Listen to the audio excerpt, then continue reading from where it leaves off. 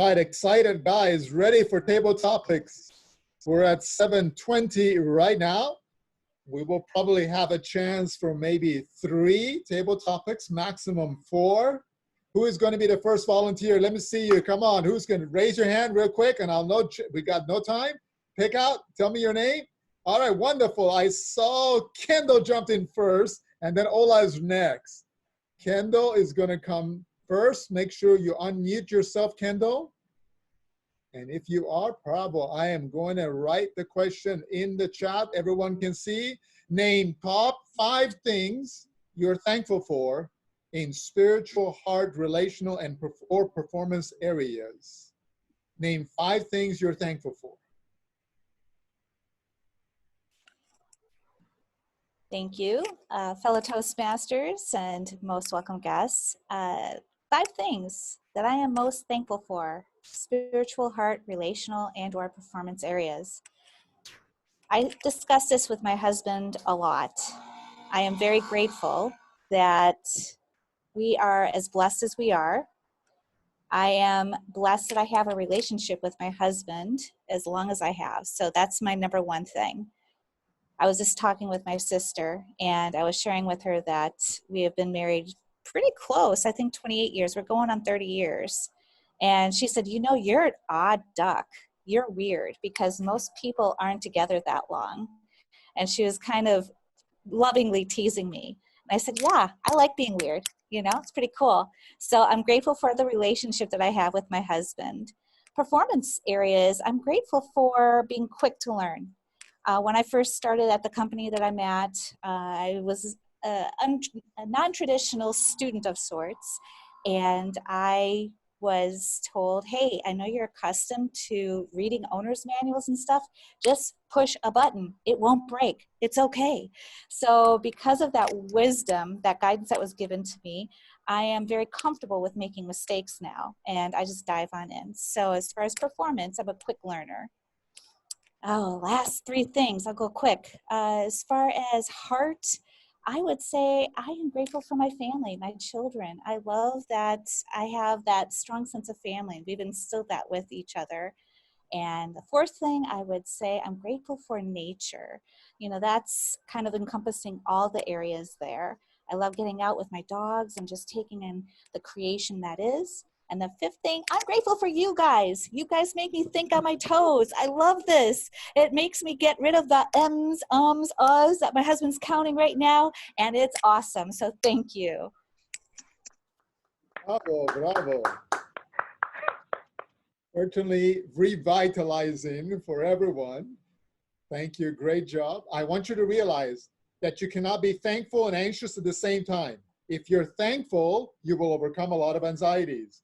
Focus on it. Grab an audio, record what you're thankful for, and listen to it every morning and night. Watch what it does in your life.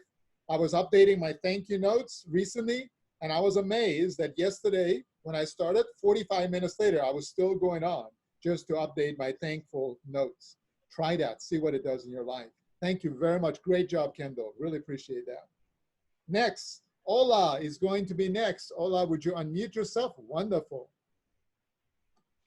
How can you deliver your highest result in the first hour of every workday? How can you deliver your highest results in the first hour of every workday? Thank you for that question, and good evening, fellow Toastmasters. How can I deliver my highest results in the first hour of every workday? It has to start the night before.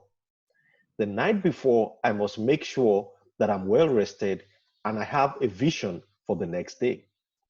So the night before, I make sure I think of the plan that I have for the next day, the tasks that I need to accomplish the next day to accomplish the goal that I have, and write them down.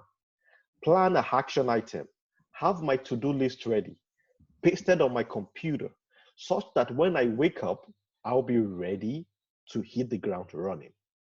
Also, when I wake up the next day, I don't just run to the task. I set myself up, I prepare myself. I make sure that I take a walk, I meditate, I get myself ready, such that by the time I'm sitting on my desk, I am ready to hit the ground running. That is how you can make the best of your day. Now I have kids and they are constant changes, and I need to revitalize myself to be able to take care of them. So as I'm working, I try to be in a good mood so that when they come in and disturb me, I can still hit the ground running. And that is what I'm still working on. Thank you, everyone.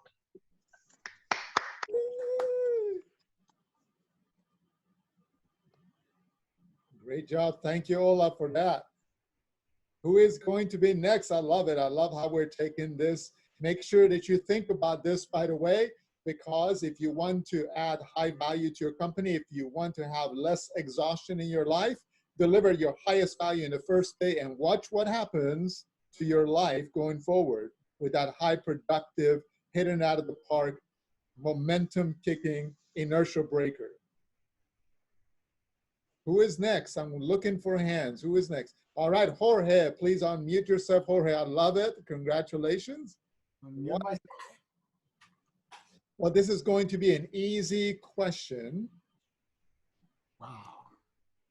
Can you show the CEO of a company that you can deliver $10 million of value for every $100,000 you're paid? Show the CEO of any company you can deliver $10 million in value for every $100,000 you're paid. Actually, that is really good in fellow masters. Anthony said that that's an easy question, but that's, I would say, a complicated question in many senses. And that's what actually many companies expect. Many companies expect that you deliver more than what you get paid for. And that's what they are always looking for. So I would say this is an issue of accountability. And if you ever have been in leading roles with companies like a team leader or a business development person, you have to have that accountability, and you have traceability too of what you have been doing and what you are working on.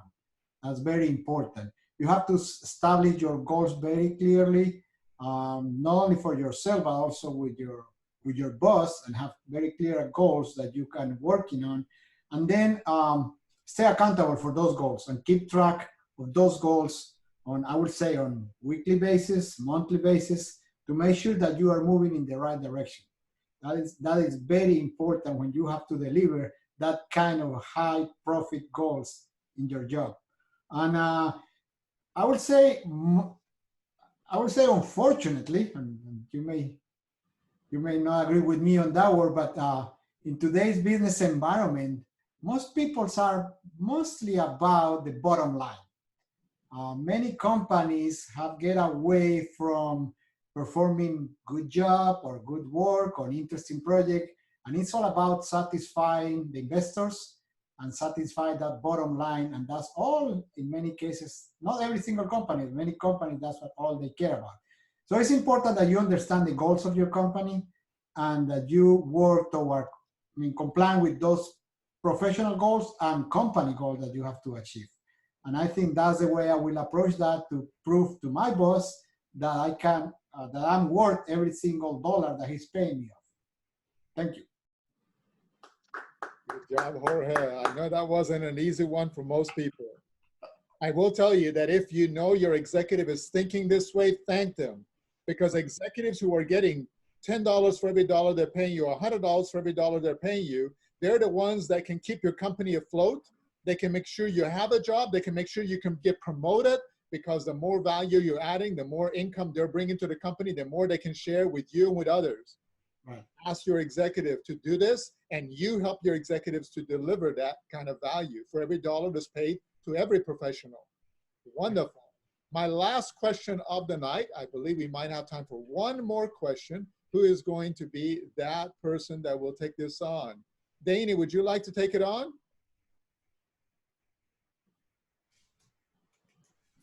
If you're ready, unmute yourself.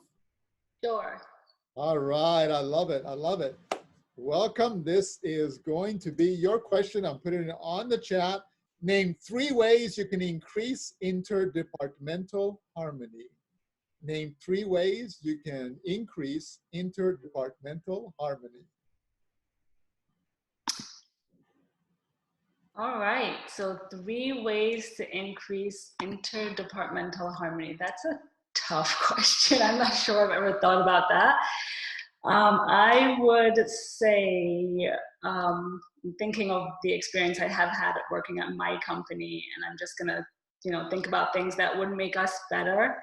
So I think teamwork is huge, being able to work with different executives, different stakeholders at different levels, whether it be someone who's, in senior leadership or someone who's a colleague as a project manager, being able to bring everyone together in different departments and work well would be something that would be useful.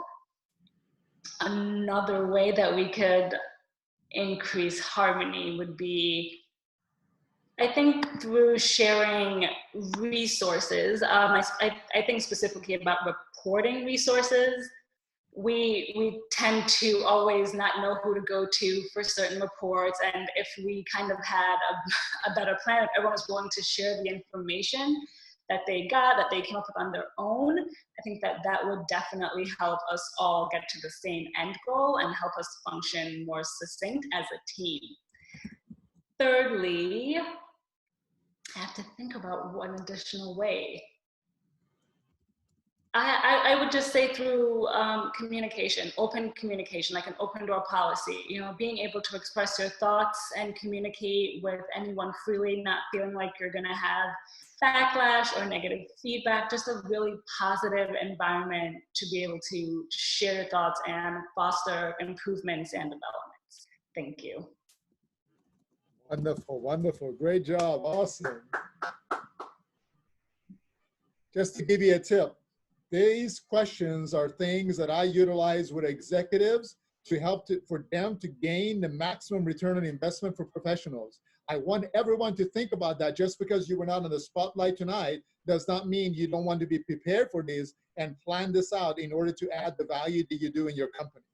I hope you find it helpful, because the idea for our Toastmasters is to revitalize not just your Toastmaster experience, but all areas of your life, especially your professional objectives. And these questions will hopefully help you. A quick tip: when someone asks you, name 5 things, name 3 things, whatever they ask you, when you're on stage, you can choose to control your answer. If someone says, name 5 things you're thankful for, you can say, I would love to share 5 things. Since I only have 1 minute, let me focus on 1 right now and build a story around that. You do not have to go with that 5 things. A tip to turn that around, take control of every question. Everyone, congratulations, fantastic. Hit it out of the park, great job.